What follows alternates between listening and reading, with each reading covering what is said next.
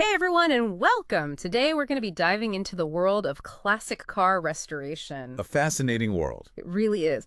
But we're not just looking at the restoration itself, we're going to kind of explore how technology can bring a whole new level of transparency to this whole process.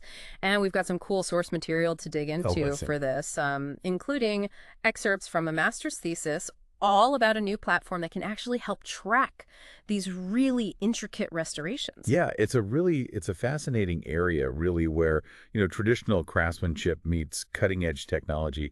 And of course, these cars are often incredibly valuable. Oh, And absolutely. ensuring the historical accuracy is maintained during that restoration is absolutely crucial. Yeah, you've entrusted this piece of history, this car, this prized possession to a shop to be restored. How do you know they're adhering to those highest standards while they have it? Exactly. That's what I think is so interesting about this thesis. So let's dig in. So the thesis really emphasizes that maintaining originality is like the gold standard, right? It In is. classic car restoration. Absolutely, yeah. And that's where this thing called the Charter of Turin Handbook comes in. Have you heard of that? Oh, absolutely, yeah. Okay, so tell us about that a little bit. So that's essentially the international rule book for these procedures. It outlines best practices for, well, you name it, from engine work to upholstery. I mean, every aspect of it. Okay, so this is like the rule book that every like reputable restoration shop should be using Absolutely, you've got it. Yeah, as like their guide. Like this is how you maintain that originality. precisely. Okay, so the Charter of Turin, it lays that groundwork. But then the question is, how do you actually track if they're following these guidelines? Yeah, exactly. And that's where this thesis, I think, comes in. So Pedro Moura, he's the author. Okay. And he had this, I think, really innovative idea. A platform that takes those Charter of Turin guidelines and combines them with the Internet of Things, Yeah. which is just blowing my mind a little bit. Which is brilliant. I mean, that's what he's suggesting in the thesis, right? Is the use of sensors and cameras and basically digital documentation throughout the entire restoration process. Okay. To create this, really comprehensive record of every single step. So it's not just like, here's some photos. It's Yeah. like this constant Let me stream translate. of information about your car and its journey. And this is where it gets even cooler. Okay. So Moura talks about using this thing called business process modeling notation, or BPMN, Okay. within this platform. Are you familiar with this at all? I am. It's basically, think of it like a digital flowchart. Okay. It's a way to visually represent workflows. Yeah. And in this context, it maps out every single stage of the restoration. Okay. So from the moment that car arrives at the shop Oh, wow. to that final polish. So the owner's not just getting all these like jumbled updates. They're getting this like visual roadmap Exactly, yeah. at the whole process. Precisely. Oh, that's so cool. So they can see, okay, this is the stage of the restoration we're at. These are the Charter of Turin guidelines Yeah. that they're applying at this stage. Exactly, yeah. This is what's coming next. You've got it. That's amazing. And it goes even further. Oh, does it? It does, yeah. So remember those sensors and cameras we talked about? Yes. They're not just there to provide a visual record. Yeah. They actually capture photographic and video evidence Oh, of wow. every single task. Yeah. And it's all organized by this platform and stored securely. So, okay, so let's say down the line there's a question about a part, or Right. like, was this specific procedure followed? You've got that evidence there. You got it. That's incredible. That's exactly right, yeah. It's creating this kind of undeniable record of, authenticity, the workmanship. Yeah, it's like no more It's all right there. blind faith. Yeah. It's like we both sides have access to Exactly. these records. Yeah.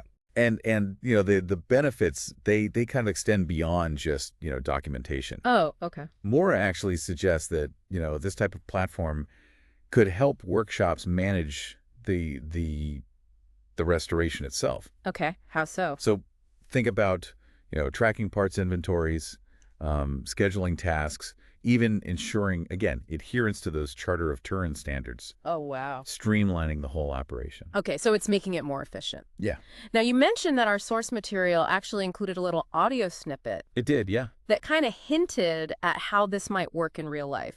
Can you tell us about that? Well, the snippet itself is short, Okay. but it does seem to suggest that this platform could even facilitate, like, remote video calls. Oh, wow. during the restoration process. So not just photos and updates, like you can actually see what they're doing? That's the implication, yeah. That's amazing. In real time, yeah. Like through a live feed. Yeah, imagine being able to just like virtually step into that workshop, maybe even ask the mechanic a question directly. Oh. See your car coming back to life, all from, the comfort of your own home. That would be so cool. It just completely changes that dynamic between the owner and the team working on it. Absolutely, yeah. And also, like, for someone who maybe doesn't know that much about cars, Yeah. what a great way to, like, To learn. Learn and see, like, oh, that's what they're doing. Exactly. That's that tool. I've heard about that. Yeah, yeah. It becomes an educational experience, right? Yeah, instead of it just being this kind of, like, Black box. stressful, like, I hope it's going okay in there. Exactly, yeah. It's like, no, I'm a part of this. Yeah, you're an active participant. I see what's going on. Yeah, and think about, classic car enthusiasts who maybe live far away from that workshop. Yeah. Imagine a collector in, London, being able to follow the restoration of their vintage Ferrari in, Italy. That's amazing. It could bridge those geographical distances. Yeah. Connect people through their shared passion. Wow. Okay, so we've covered a lot here, like the Charter of Turin, this platform, like bringing in all this digital documentation process, like you can see what's happening. It's remarkable. And even these like remote capabilities. It is. It's amazing to me how technology can be used to really enhance this transparency and build trust, like even in a field as, I don't know, like niche specialized as this. Absolutely, yeah.